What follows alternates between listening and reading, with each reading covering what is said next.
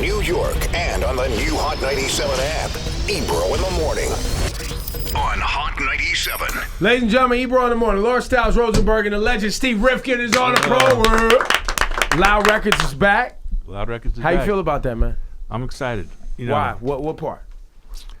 When I sold SRC, I was like, all right, what am I going to do? Me and Russell, went into business. We did ADD. Right. SRC was the company on Sony after Loud. Universal. On Universal after Loud. That's Akon. Akon, a lot of things. Melanie Fiona, Chantel, Asher Didn't you have Ross. French Montana early, too? We had, he was there, but I don't. Yeah, he was always in the Akon, office with Gabi and Nelson. Something was going on.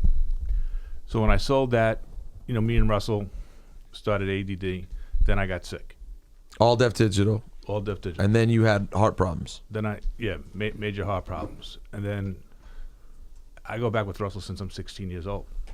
So it was like, he had a vision one way. I had to, I wanted to do something else. And I said, all right, we're going to split. And then I literally took 2 to 3 years to figure out what I want to do. And I was always toying with the idea of starting Loud and like having a concept of one company and another company and putting them together.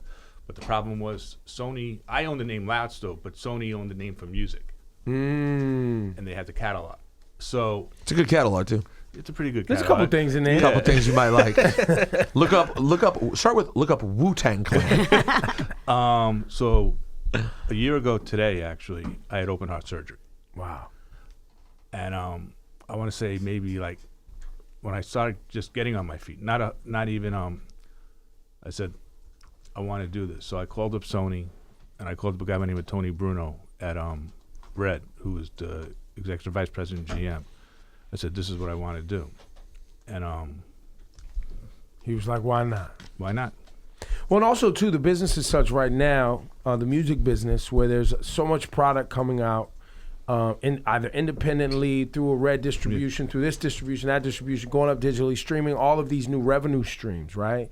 Where if you have a reputable brand like a Loud, it would seem that, especially something that was so focused on hip-hop and quality music, and specifically New York City, that when you put that name next to artists, you know what I mean, it's still it carries some weight, some passion, some emotion. I tell people I think Loud is more popular today than it was 25 years ago. Mm-hmm. So, and that's what we're going to do. We have Axel Leon, who's going to be the first artist on Loud. Young Hugo, Young Juice in the building. I'm here. Working back with Nelson, Yeah. So, is he the only one, or you have a couple others too? right now he's the only one, but there's Okay. 2 or 3 that I'm seriously looking at. And who else I'm excited about, I'm bringing my son with me. He wants to be in the music game? He just turned down a 2-year deal to play overseas. Wow. And You're not following the LeVar Ball model with your son and going overseas. He didn't want to go to Lithuania? nah. Because he's half Jewish, he could have got an incredible deal playing for an Israeli team. Interesting. And he says, I want to be with music. Wow, interesting. So. And he's watched you work very hard and give your life to hip-hop and this music business and entertainment. So you must have did a good job at balancing it out and being a great parent where he didn't actually hate music because my dad was never around. No, I mean, no, because I don't know if you remember him. Like, Yeah, remember of course I remember your son. When played he came to basketball. he was like, I don't know, 5 I years dunked on him and you in your backyard. He He was 5 at the time? He was 5. He was like 5. He's You 5. dunked on a 5-year-old. Yeah, it was like a 7-foot rim. Oh, got it. Okay, got it. Okay. But, so my thing with him was, to keep him in the gym so he could stay out of trouble. Right. So, he's graduating college in a month, and, Let's do it. he wants to do it. Also, just passed was the 25th anniversary Capital Punishment album. 20. Oh, 20, excuse me, 20 anniversary of a phenomenal album. I want to talk about, the signing of Pun. I'd love to hear that story from you and just how that all transpired. But I'd also love to hear from you. I mean, look, Wu-Tang, Mobb Deep, Pun, these artists that were so important to hip-hop in New York City. Flex. Funk Flex.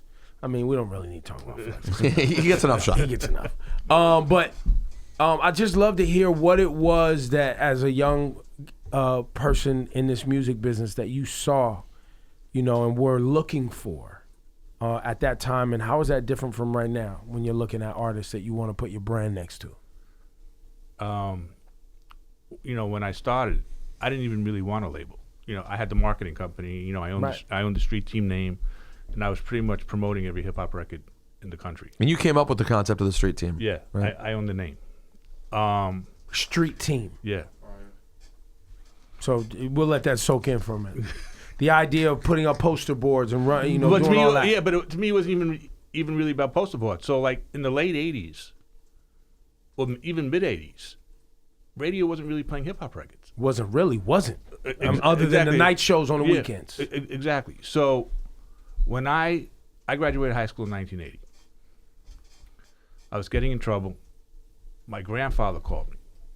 Where all Jews go, they go down to Miami. He calls me down to Miami. He said, 2 things are going to happen to you. He goes, you're going to end up dead or you're going to end up in jail. He goes, you get your life together. Get your shit together. Oh, are we allowed to curse here? Go ahead. Yeah. All right, get your shit together. And he was an intimidating guy. He was pretty much the only person I was ever really scared of. And he goes, why don't you go on the road? Call your father. And my father had a really cool label. My dad put out the first hip hop record. Yep. So he had Fatback Band, Millie Jackson, Joe Simon, James Brown, and he gave Russell his first deal. So Russell had this act called Jimmy Spice, a $1 bill, yo. The record was $1 bill, right? Yep. So that's what Russell's doing ad libs on that record. Did the drums or something on that record. he was a didn't producer, him and Larry Smith. Yeah, him and Larry Smith produced. Wow. So they sent me on the road, and I'm 18 years old. So how old are you now?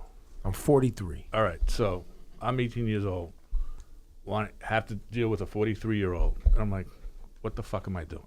Right? So I would always end up going back to the colleges, Right. talking music, sports, and girls. And that's it. Never about money, never about anything. And I just kept the relationship going with the college DJs. Yeah. And I ended up putting him part of my street team.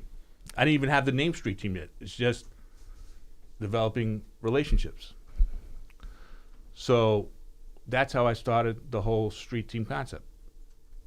So I'm in New York for a wedding, and this lawyer comes up to me and goes, you should have your own label. I'm like, why? I don't want that. He goes, I thought I was good, man. I was making I was making 6 figures, had a little company. I was done at I was based in LA, 3, 4 o'clock in the afternoon. I would go to the park, play ball, come back, do my reports, and I thought I was good. Now my father calls me. I'm staying at Rich Isaacson's apartment in the city, who's my partner. Yep. And the father calls me. He goes, meet me at the house. So I'm like, oh, what the fuck did I do now? So he calls me, and he tells me the difference of being in the service business and owning catalog. That's probably the first time that we ever really agreed on anything. And that's how Loud started. And so what was it about a Wu-Tang? What was it about any Pun? What did you see? What were you looking for? Wait, and who was the first act that you considered that you were with? Twista, exactly. And those records did not end up making a major impact, correct? No, we made money. You did make money on this. We sold around 100,000 records on Twista. That was Tongue Twister. Tongue Twister. Right, Yeah, right, right. Mr. Tongue Twister was the record. What year was this? Late 92, early Okay. 93. Yeah, I think 92. Yeah. Yeah, I didn't get that record. And then till what later. happened after that? Then it was Wu-Tang. And what was your introduction to Wu-Tang? So all my street team guys always found my artists. So my street team guy in Chicago sent Twista to my promotion guy. Who was your street team guy in Chicago? I think his name was Jack Sterling. And who was your promotion guy? A guy by the name of Faye Duvernay. Okay. Faye. Yeah. I remember Faye Duvernay. So No relation to Ava, by the way. Okay. Who went to Staten Island? we didn't go to Staten Island. I found that record through our street team guy in Detroit, who Jason Staten, who had a big college show in Flint. He sent it to Trevor Williams, who was our college radio guy in LA. I was in New York for my 31st birthday, and And what record was this? Protect Your Neck. Protect Your Neck. And the RCA building. They were on 6th Avenue at the time, on like 43rd Street. And the reception, I was walking through, and the reception says, Prince Rakim is here. And I've been trying to reach him since the beginning of the year. My birthday's in March.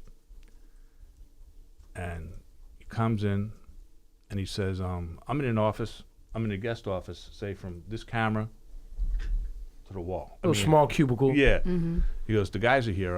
Can I bring him in? I'm like, yeah, no problem. And I'm with Eastwood from the Alcoholics. Shout out to Eastwood. But you haven't signed them yet? The Alcoholics aren't signed No, yet? actually, the Alcoholics are signed. Okay, They just got it. signed. So, The licks, baby. they come in, they put the record on, and all 9 guys are there. In a little cubicle. Yeah. But there's a door, and the record's going on, and they're performing to the song, and somebody comes barging through the door, opens up the door, says, "That's that shit." I've never seen this guy ever again in my life, so I don't know if I got set up or if it's somebody that really. He's like a homie. They had a hype man. Yo, as soon as we Jump start in. playing, you run in and you go, yo, that's that shit. Which is very, very plausible, by the way. And smart. That is so funny. Yo, that's that shit. Bye. And I've never seen him again. And I ask Riz all the time, and he goes, "I have no idea what you're talking about." Oh, that means it was definitely a setup. He knows. And so it was always someone in the street that you listened to. There was always somebody in the culture still living the lifestyle. And is that what you're applying now to as you relaunch Loud Records? Yeah, I mean, I have to start knowing who these people are again, too. Yeah. So I'm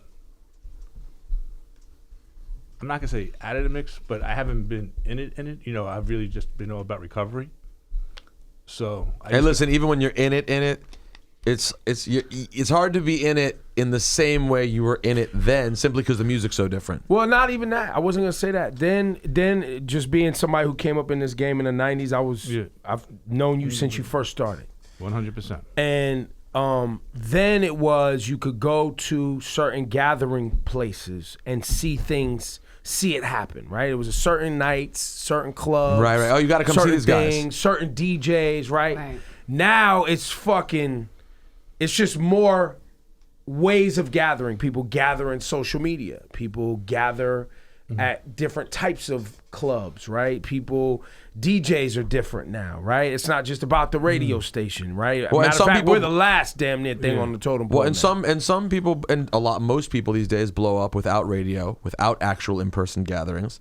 They're just blowing up from word of mouth and internet. But it's social still. It's social media. That's what I mean by a different type of gathering. Right. But for me, Hashtag is the gathering. The hashtag is the gathering. But for me, what I miss is this conversation. Right. Right. So back in the day when you used to have to press vinyl, right? It would start off with an acetate, Yep. and then you would press up around 25 test pressings.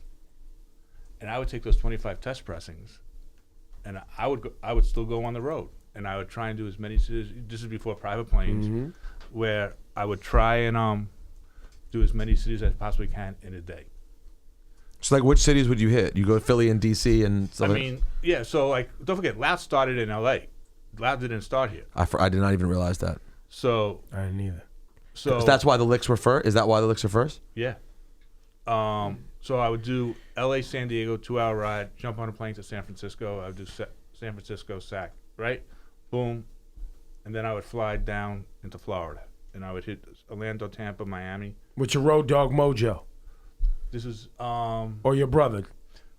Yeah, Jonathan or Mojo, either one. Yeah. And then it turned into God. And were you going to Florida just because literally that's where your family was too? So you'd stop by, see your family, and go hit the local. My grandfather passed by that. Oh, okay, got it. By that time, but no, I was just going. I'm just trying to figure out where it was convenient for me. Got it. Where Orlando, Tampa's a half-hour drive, 45-minute drive, then 2.5 hours down into Miami.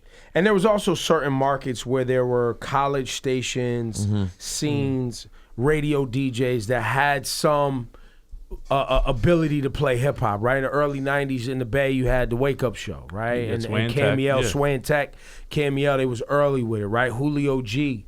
And the Baker Boys and all that down in, and Big Boy down in L.A., right? I was in Sacramento. No. Then you had, Khaled was on pirate radio then, wasn't he? In Miami. Miami. He started pirate. Started a pirate, and there was this big pirate radio station in Miami that was playing reggae, dancehall, hip hop. And then I think he also started as like Luke had a show on 99 Jim. Yes, Luke And had a show on 99. Khaled filled in, or was his DJ? No, or I think he was his DJ. was his DJ. Yeah. Yeah. So and then obviously New York, and Philly. So you And kind of DC, knew the yeah. place, and DC, and you just kind of knew the places that was getting to the records. Steve Rifkind back, man. I'm gonna try and be back. Now Axel Leon, he's been working the streets. Let's get Axel a mic because I know I want to get you on the camera. You done a Funk Flex freestyle already? Twice. Funk Flex twice, BET Awards, Hotbox. You from the Bronx? From the Bronx, South Bronx. Probably about some blocks from Joe, some blocks from Pun. In the middle, like Southern Boulevard, 163. And you've now put out 2 tapes, I think it is, right? 4. 4. I mean, but it doesn't. I'm not complaining. I just keep rapping. I just believe in consistency. Nobody cares no more. Yeah. You gotta prove it. Show them. And what made this come together here? I met him during the Loud days. Yeah, Gabi tried with me. Gabi had put me. Long story, they tried to throw me. I was like a little. I was always like a little spitting, but I just never knew how to like put records together. He brought me in the office. He's like, "Yo, rap to him." I had like this number and stuff, and I like start rapping down to him. And Steve said, "What you say?" He said, "Yo, when I start cleaning my office, everybody know like I'm not with it." He said, "So you start cleaning," but I didn't know. I'm like a little kid just rapping, and Gabi's He's like 13 years old. I'm like, what the fuck? Like, I start cleaning my office and like, get him out. Yeah. So fast forward, I thought Steve like wasn't with it. Actually, I thought he was like kind of like blowing smoke. Like we did like the BET Awards and like Jim Jones was talking. Shout out Jim Jones. He was talking to him outside. I was going to the bathroom and he was like, "Yo, you met Steve?" I was like, "Yeah, I know Steve." He said, "Yo, Steve, you gotta sign him." And Steve was like, "Oh yeah," and I'm in my head like. He doesn't He doesn't even like me. He started cleaning the office on me already. And he's like, "Yo, I met him, man." And then I ran to the bathroom, and John was like, "Yo, I put in that." I was like, "Yo, man, good looking." Like nobody cared. But then when I left, Gabi called me and was like, "Yo, Steve wants to see you at the downtown, like you and Jimbo, like man." I said, "For what?" Shout out to Jimbo, by the way. Yeah, shout out Jimbo, my manager. And then I was like, but I was like guessing. I was like, "Oh, he probably just want to talk about." I didn't have no idea. It was just like, you don't know. I always go in meetings and said it's always the same. So I went, we just talking. I have no idea why I'm there. He's like, "What do you want from me?" And I look at Jimbo like, "This is a trick question. What are we here for?" And he's like, I don't never got put in this. I was like, "I don't know." He's like, "Look, I'm gonna deal with you. Everybody wants something. What do you want? What's your price?" I said, "Oh shit, we getting signed." Like I didn't. And then that's it from there to there. And then boom, boom, pow. I think it's appropriate we get some Acapulco bars on the way out of this Steve Rip, because if you're gonna hold the Loud flag, right? Like you can't. He played me his single last night too, which is ridiculous. You got bars right now? I mean, you should just have them on deck. From the Bronx, you on Loud, like And I'm you always at Hot on deck. 97.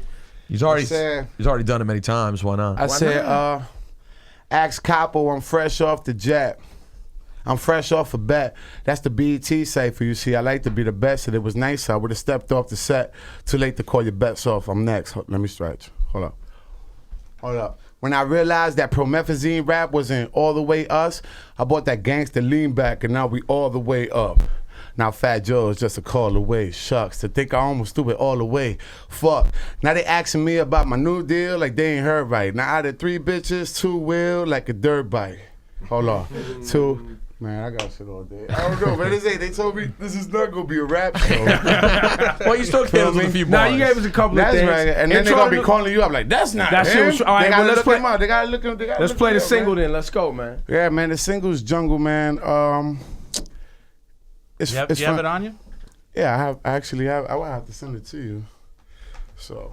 I'm not gonna just How let does that Steve work? Rifkind walk in Loud Records, bring an I artist, don't have and my then. phone on me, so send What kind of operation you running over here, Steve? You don't have a record. Where's the Yo, acetate? you Where's used the to chest give press? me the I record know, back in the so day. here, I'll give you the phone. Yo, if you want to be back in the game, you gotta at least send the email now. Give me the phone. You got the link? I'll just give you the Hey, phone. but now I gotta send you an email. Yo, man. But Yo, anyway, Steve but, has. I need the Steve Rifkind Loud Records. You want to see Here's the single, my new artist. Right. I need Nah, the but artwork. this I need happened the last. whole. Now this happened literally last night. He said, "Yo, bring that to Ebro in the morning." No lie.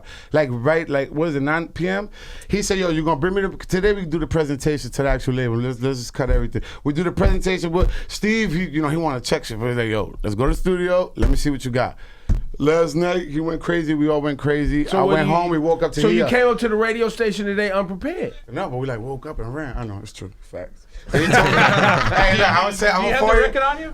Yeah, I have the record. I gotta forward it to him though. I need the email. Like, All right. we Yeah. used to get artwork, man. You're There was right. an I official can set email. all that up, like, but it's gonna take like 10 minutes. I need to see. And then if you got I Nelson, know he remember won. remember the old email used to say money Nels. Ooh. I need a money I think his emails Nels. still say money now. Yeah. Does it still say that? I think so. Yes. It's his email address. I haven't emailed him since he's been out the game. No, if this is really a Steve Rifkind operation, I want an email from Mong.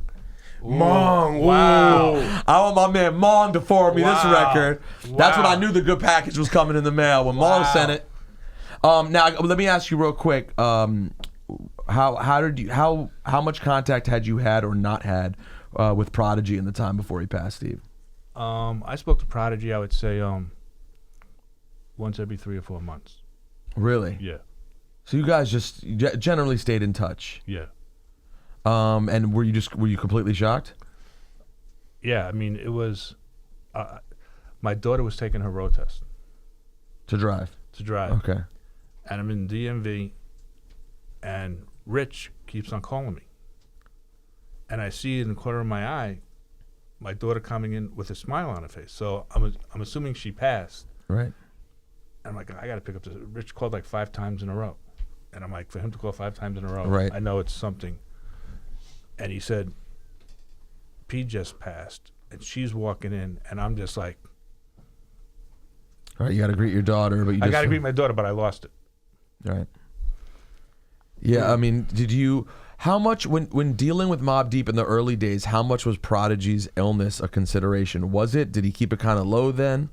I mean, I never knew exactly. We all knew that he had it. So I remember one time it was middle of winter, and the UK company wanted them to come out and do this run in Europe. And I just said no. Like, he's going to get sick. The travel, I mean, it was really an extensive thing. And you just knew that things like that he was susceptible to. Yeah. Who from the Loud days were you disappointed with? Not in terms of maybe necessarily anything they did, but you really thought more was going to happen than did. And you're like, who I really like was... I mean, it's Dead Prez.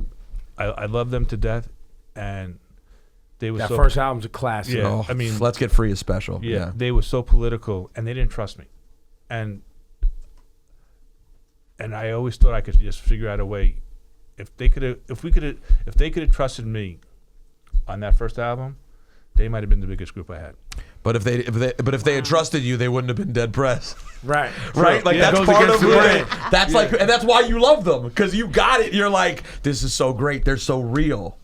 Pun. We just had the 20th anniversary of Capital Punishment. Did Joe? I forget. I know Joe's told the story a million times. Do you remember the first time you heard from Joe about Pun? Yeah, the first time I heard, remember Mickey Benson? Mm-hmm. I was in Chicago with Quincy Jones. Okay. Mickey called me, and he goes, I got Fat Joe wants to talk to you. I'm like, all right. I don't know Joe. I said, I'll be back in New York tomorrow. Let's meet. So we meet. He says he has this artist, Big Pun. I'm like, all right, cool. Bring him through. My wife and kids live in L.A. So this is on a third. I go, come tomorrow, but you got to be here early. So my head of A&R, Matty C, Of course. shows up a half hour early for a meeting. Meanwhile, I had a 6-figure royalty check waiting for him that he hasn't picked up in 6 weeks because he hasn't been in the office. Matty C. Matty C. Okay. So I walk into the office, and I'm like, what are you doing here? He goes, aren't we meeting Pun? So I knew immediately that I was signing him. They walk in the door. Why? Because Matty C was there. Because Matty was there. And you trusted him that much? If he was there, I trusted if anybody from the A&R team was there. that meant this is the real deal. Yeah, because they would never come. They would come to the office at 7 o'clock at night, 8 o'clock at night. We had a little music room. They would smoke, listen to music, and do whatever. And they would be there from 7 o'clock at night to 7 o'clock in the morning. And Matty was the one that just showed up. Do you expect to be at a Rock and Roll Hall of Fame induction one day for the Wu-Tang Clan? I hope so. I feel they deserve it. Are they sort of like if you were to meet a stranger on a resort, right? You're with your family. I'm sure this happened. You've been on a random resort with your family. You're celebrating someone. Oh, what do you do? I do music. They don't know anything. Is the first thing you bring up if you were to like name drop your success in music, like, well, I had the Wu-Tang Clan. Is that at the top? I'm sure it is, but if you know me, That's not your move. That's No, I'll do it for you. Yeah. Wu-Tang. I'd be like this. My dad, he's Wu-Tang. Now you're a Wu-Tang? Well, I just wonder, like, You guys do look related, by the way. Sitting across looking at John. It does, Thanks, Dad. when you went dad like that, I you was were like, oh, all right. this Rosenberg, you works. never mentioned. By the way, our viewers like, I knew that's how he got the job. No, but they're just. It's such an. At what point did you go? Oh, I have like one of like. At what point did you realize the level of the worldwide power of Wu-Tang Clan? It was around 4 or 5 months after the album dropped. Do you remember the LA office on Melrose? Yep. I'm walking to the deli across the street, and do you remember the Scullies we made? Oh, yeah, I remember those. Right. Yep. So With the orange logo one? yeah, the orange logo. I still have that, yeah. Classic. So me and Mojo are going across the street to get a sandwich, and there's this kid across the street, like down the block across the street, and he's on a skateboard, and he's screaming, "Wu-Tang Clan ain't not to fuck with," and he just drives right by us and he's on a skateboard. White kid, head down to his ass, and me and Mojo just looked at each other. It was like, wow. This is the thing, because he was doing it randomly. Yeah, I didn't know him. This was no setup. I mean, we were already starting making the solo records. So funny too, because you know how Chappelle loves to be like Chappelle's favorite reference just to yell Wu-Tang. Mm-hmm. That sums up sort of like how everyone, black or white, felt about it. It was like Wu-Tang, bitch! Like it was just part of like your general. That was the energy, though. You know what? when Energy. When I said you God came up here recently to promote his new book, and I said to him, I was like, from a branding standpoint, you're really the best person to ask about this. You and RZA, I guess. I said from a branding standpoint, Wu-Tang are like in the categories of hip hop money makers. I would assume like you guys and Tupac are like the two biggest brands. Where no matter where you are in the world, if you walk into a store and they have a little hip hop section, you'll see a Tupac shirt, you'll see a Wu-Tang shirt, and you guys seemed like overly flattered by that. Whereas to me, I don't know how you feel, Ebro. To me, it's like, yeah, they're a no-brainer, right? You Like go anywhere in any other country. For But there's sure. certain logos for You'll sure. see. There's Like certain that's- logos. There's Wu-Tang, there's Run DMC logo, right? I would say maybe that NWA acronym. Yeah. you see a yeah, lot. that's big, but they're right there. Yeah, but Wu-Tang Yeah, is Tupac for yes. sure. Like that Japan, stuff sells And forever. Biggie now, Biggie, yeah. Biggie's. Yeah, but that W is just like, I mean, it's nuts. Do you still get paid off of anything Wu-Tang related or no? You do. Yeah. You're in on the original. So music. Yes, What about branding? that was always RZA. That's RZA. That's and his brother. That you are Yeah, music. that logo, they own that logo. Well, they're very, as we know, you can ask the other members. They're very careful about how that logo gets used. 25 years, by the way, this Going year. 25 years, November 9th. Yeah, This November 9th. You gonna do something? I have a little, I mean, let me know what you guys think of this idea. I want to take 9 of the most relevant rappers today and remake 36 chambers. And each one of them will play. It's a phenomenal proposition, also a dangerous one. What you mean? Because it's just how good. Wu-Tang will be mad, right? No, Wu-Tang's fine. It's just it's tough to recreate the same energy. The music is going to be the same. The beats are the same. We're just Now, same lyrics or do we do lyrics? word for word, same. Even Just the same do skits, everything. everything. Okay. So it's the straight hip-hop karaoke. honors. It's straight karaoke. Oh, Yeah. that's easy. I mean, if they're Like just hip hop honors. yeah, like if they're just covering it, like they're just doing a cover, but they can do it in their own way. Yeah. So that's a lot safer. That's safer. Because like you would just love to hear like how someone does it, because these are all lyrics that everyone knows. What? But another reason why I say it's a dangerous proposition is because it's like if you hear somebody do a Stevie Wonder song. Right. And you're like, or Whitney, somebody says they're gonna sing. I'm gonna sing Whitney Houston. You're like, oh, I will man. always love you. Motherfuckers just like, all right, let's see how this goes. But But at the same time, Dolly said that once, and then Whitney came out and she was like, "Oh, But that's remember, good." Michael McDonald did this remake of like some Motown classics, Yeah. and it sold 4 million records. Yeah. Well, look, do I think people will be interested? Yes. Do I think people will stream it? Yes. I'm just saying it's. Oh, bro, if you had the lineup, if you really had the right lineup, it would move like crazy. People could then debate whether they like it or What not. would your lineup be? 9. The number's 9. Go. Wow. Let me be honest. Just put Kendrick on your list. Yeah, well, Kendrick for sure. Come on. Kendrick's J. absolutely on Cole. the list. You're gonna put J. Cole. You gonna put J. Cole on your list? Yeah, I know it, but yeah, it would be interesting to think about where you put each of those guys. Just put 9 and then we'll. Who's figure it Old out. Dirty? Who about Kanye. Kanye has Old Dirty. Kanye ain't getting on the album right now, bro. I mean kids too. I mean kids. Joey Badass is in the group. Joey Badass. Joey's in it. I'm gonna have to. For real. Meech from the Zombies, I'm putting on that album too, from Flatbush Zombies, because he brings that He's got Brooklyn that song. Zoo, He's that got Brooklyn that Zoo Brooklyn energy. Yeah, but I still need a lot more time to really think about this. This would be like a real honor. Travis Scott's not in the group. Yeah, but Travis. I love Travis. I just don't know if that's right. He'd be more like RZA. I don't know where I would put Travis. Just go with 9 and then we'll figure out. Then we can start making trades. Right. You can figure it out. You can figure it out later. Ebro, what about you? I'm thinking. You guys didn't want Kanye in the group. This would be controversial because of the history. Bronson. Action Bronson. I like Action Bronson. How do you not throw Bronson? Because they nice. that'd be good. And people are like, he sounds like Ghost. Well, you're damn right he does. Isn't that great? Easier. Because that history. But Didn't they work that out? Yeah, they're good. Everything's good. People might be offended. I wouldn't be offended. I think it'd be tight. I think he's a character. How many you got? I got 7. What about Wayne? I think not really- I think you go young. I just think Wayne's not a contemporary, but he's like they were almost contemporary. They crossed over in Who did? Wu-Tang and Wayne. Oh, and Early Wayne, Yeah. Iron Flag, Wu-Tang. Wayne was still like they were out at the same 14, time. 15, 16. Yeah, like that. Carter won, and they were they Who else would you coexisted. throw in there?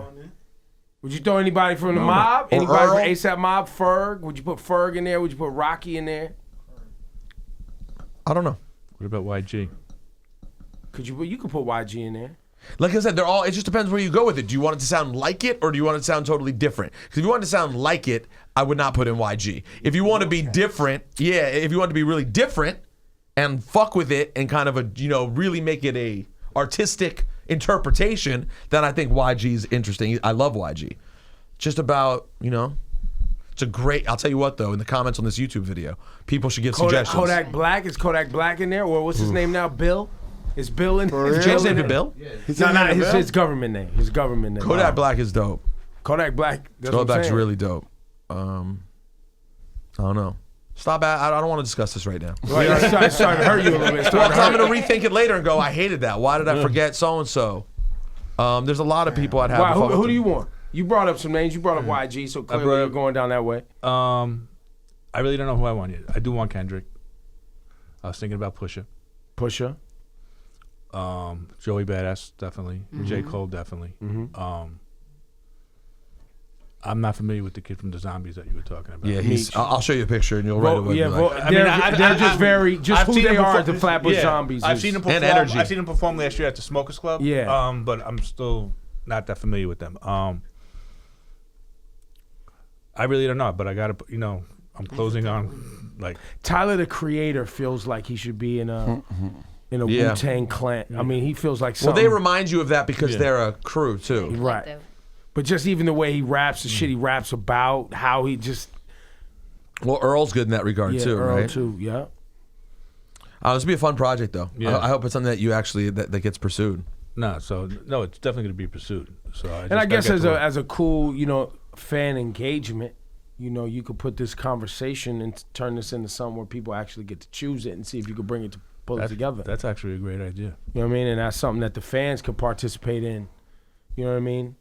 And then you could also have a box where people get to check off. Fuck off, Loud. Leave the Wu-Tang alone. Just leave it as it is. There's going to be that too. But it's a great conversation, man. Salute to you for bringing the Loud back and getting back in the game and your health and all of that, Axel. Yes. I should have working, bro.